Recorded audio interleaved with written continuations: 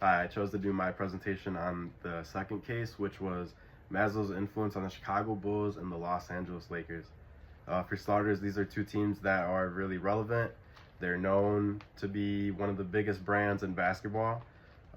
They did not get there just by playing basketball. They were built through structures and different mechanics that were because of certain people. And I'd like to attribute a lot of their success to Phil Jackson, which is who we're going to be going over for much of the presentation. Phil Jackson, he's an NBA coach that coached the Chicago Bulls, that coached the LA Lakers, and beyond that, he was phenomenal. He was able to take these two teams and turn them into dynasty level teams that were able to win big, and do some damage, both in the NBA but beyond, in my opinion. They have players like Michael Jordan, Kobe Bryant. They were able to make brands. They were able to make names out of themselves. And Phil Jackson is able to take people. It doesn't matter. I mean, he needed leaders to be on the team initially, but he didn't stop at just leaders. He really worked with everyone from every level, and that's what made his teams be so unified. A little bit about Phil Jackson. He has a 70.4 win-loss percentage. That is more than any coach about in the league. It doesn't get much better than that. He's has some milestones that no other coach has ever hit, let alone once, but he's done it twice. On both those teams, he's attributed over 1,000 wins and under 500 losses. The stats really speak for themselves, but beyond that, if you're not looking at the stats, the bigger picture is that you have 11 titles, 5 on the LA Lakers and 6, shout out the Chicago Bulls. They together, he created a dynasty. He created levels of accomplishment that you could not have done, I don't think, if he wasn't in the picture.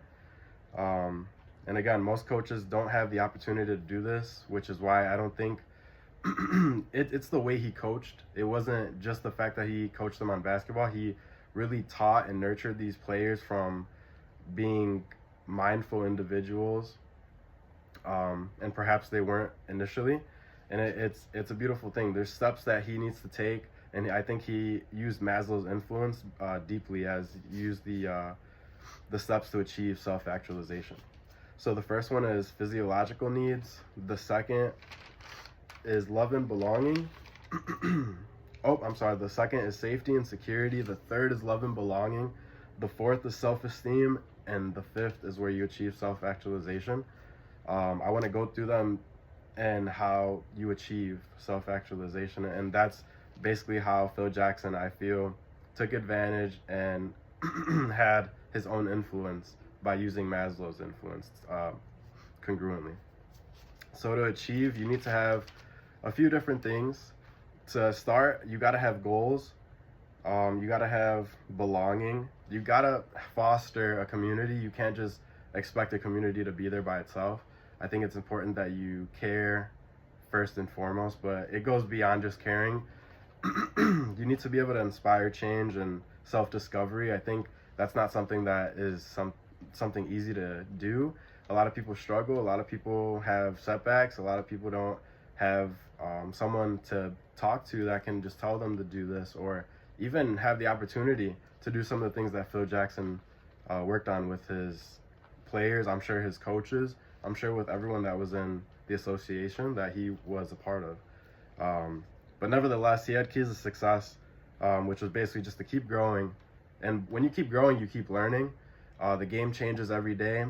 Life changes every day. Business changes every day.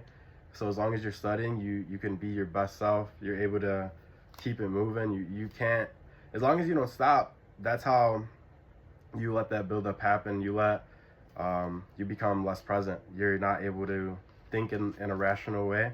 And I feel like when you don't have those goals set, you're not as focused initially. And I think that's something pivotal to have in mind. Obviously, goals, sometimes you set a goal and you don't really know how to hit it, but it's important to set those goals initially. And that's one of the pinnacle ways to achieve the self-actualization. Another way is through the connections.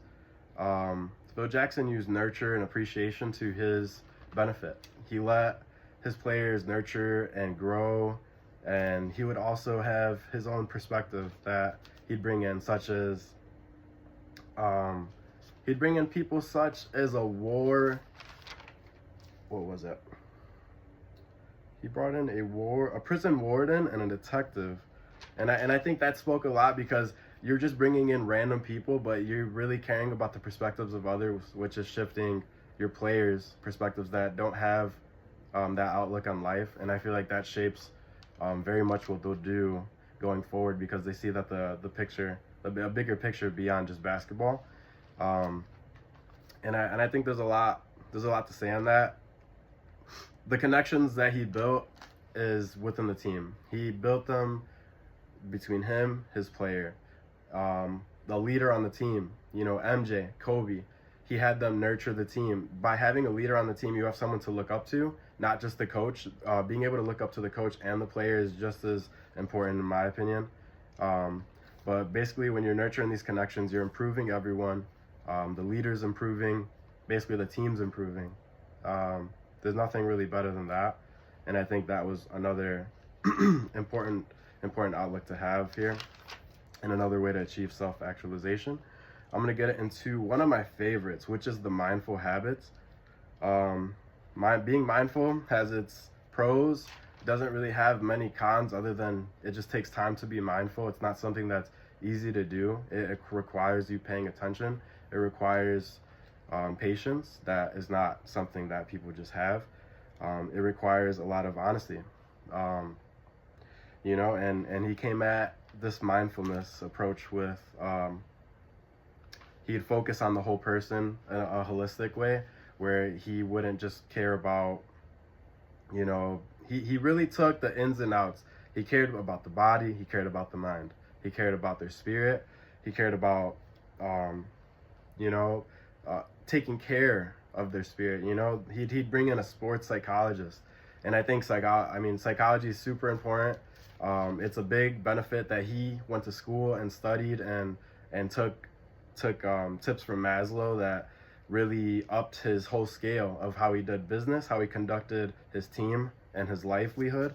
Bringing in a sports psychologist, I feel that you really they'll hear them out. They'll hear their players out in a way that others can't, and that will attribute to, there's a lot of tension on that court that players don't really know how to let go of other than playing the game of basketball. So having them foster this a more rational way to go about it is very important, such as Tai Chi and yoga.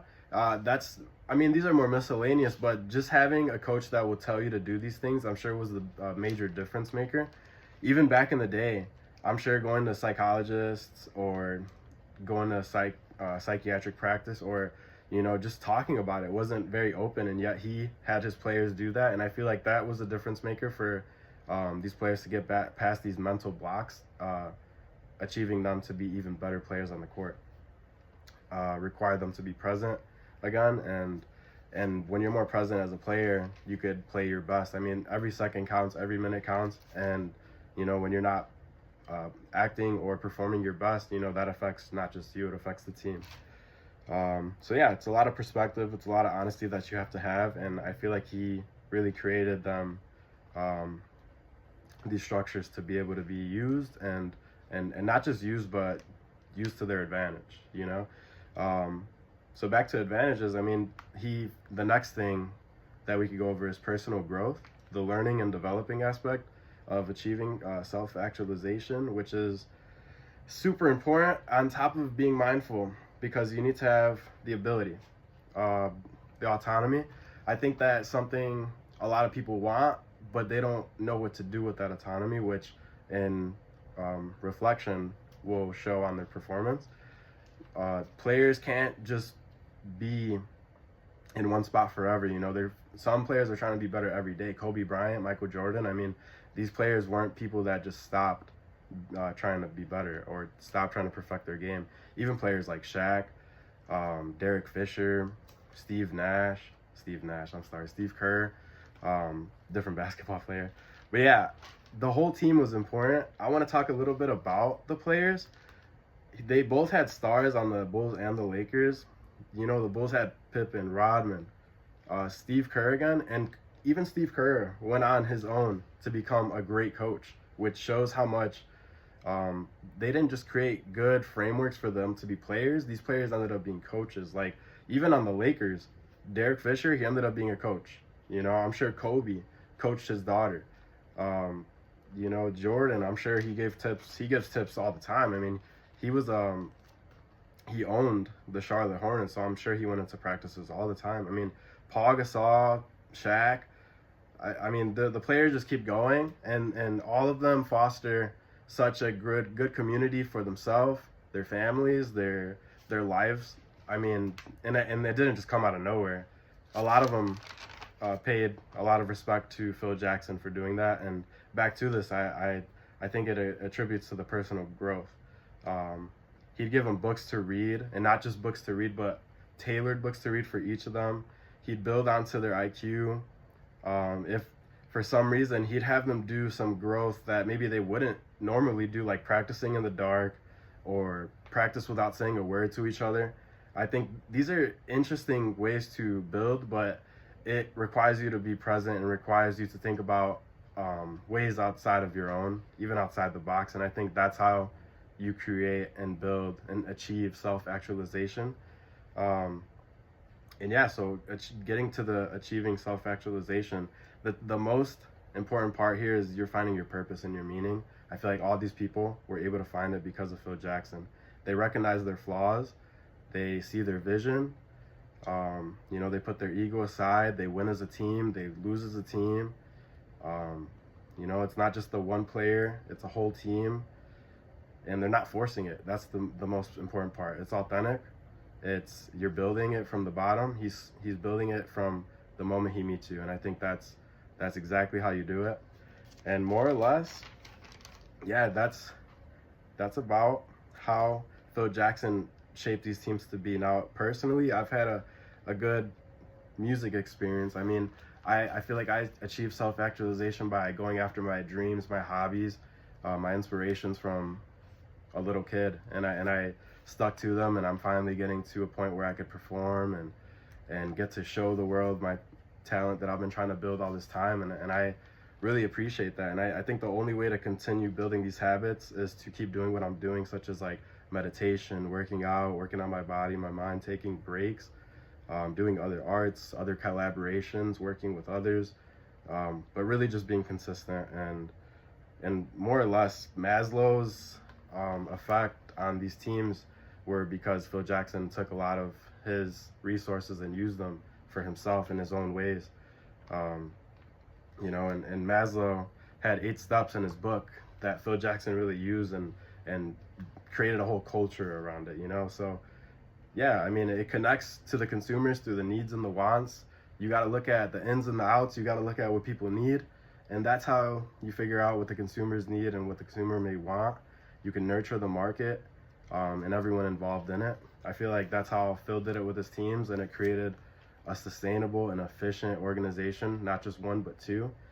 And for a lot of people, they were able to achieve the self-actualization and use, quote unquote, the full use and exploitation of one's talents, capacities, and potentialities. It's all together, and it comes together really nicely, and it's a very interesting perspective all in all, and I appreciate you for listening. Thank you. This is how Maslow had an effect on the Chicago Bulls and the LA Lakers. Thank you.